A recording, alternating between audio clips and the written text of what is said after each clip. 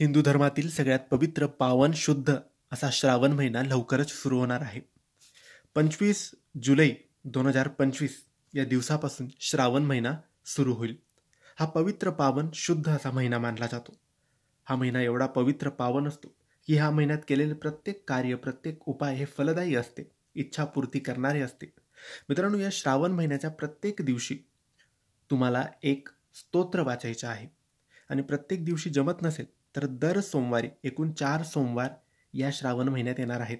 तर तुम्ही फक्त सोमवारी वाचलात तरी चालेल, पण रोज वाचायला जमत असेल तर रोज हे स्तोत्र वाचायला तुम्ही पाहिजे. मग तुम्ही दुसरं काही नाही केलं तरी चालेल, दुसरी कोणती सेवा नाही केली तरी चालेल.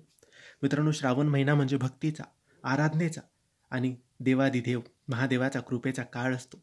या पवित्र महिन्यात काहीही केले नाही तरी एक गोष्ट तुम्ही रोज करावी. सर्व पापं नष्ट होतात आणि महादेव आपल्यावर प्रसन्न होतात.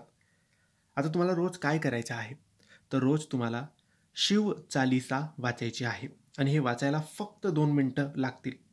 शिव चालीसामध्ये आहे त्या भोळ्या शंकराची महिमा, ज्याच्या जटांमध्ये गंगा बसते, ज्यांच्या अंगावर भस्म आहे, ज्यांच्या डोळ्यात आहे तिसरे नेत्र, जागृतीचं, नाशाचं आणि कृपेचंही. शिव चालीसा जर रोज वाचायला सुरुवात तुम्ही श्रावण महिन्यात केली तर घरातील नकारात्मकता दूर होते, रोग, भय आणि संकट टळतात, मनाला शांती मिळते आणि महादेवाची विशेष कृपा तुमच्यावर होते. तुम्हाला जर दुसरं सेवा, वाचन जमत नसेल तर तुम्ही फक्त शिव चालीसा वाचा. हीच सर्वात मोठी साधना, हीच सर्वात मोठी सेवा श्रावण महिन्यात आहे. तर मित्रांनो, तुम्ही सुद्धा रोज श्रावण महिन्यात पहिल्या दिवसापासून तर शेवटच्या दिवसापर्यंत शिव चालीसा रोज सकाळी वाचा आणि रोज जमत नसेल तरच फक्त सोमवारी तरी तुम्ही शिव चालीसा वाचायला पाहिजे. आता शिव चालीसा कुठे मिळेल, तर याची एक छोटीशी पोथी मिळते, ती तुम्ही आणू शकता किंवा गुगलवर फक्त शिव चालीसा टाका, तुम्हाला मराठीत शिव चालीसा मिळेल. नक्की वाचा आणि कमेंट्समध्ये ओम नमः शिवाय लिहायला अजिबात विसरू नका. धन्यवाद.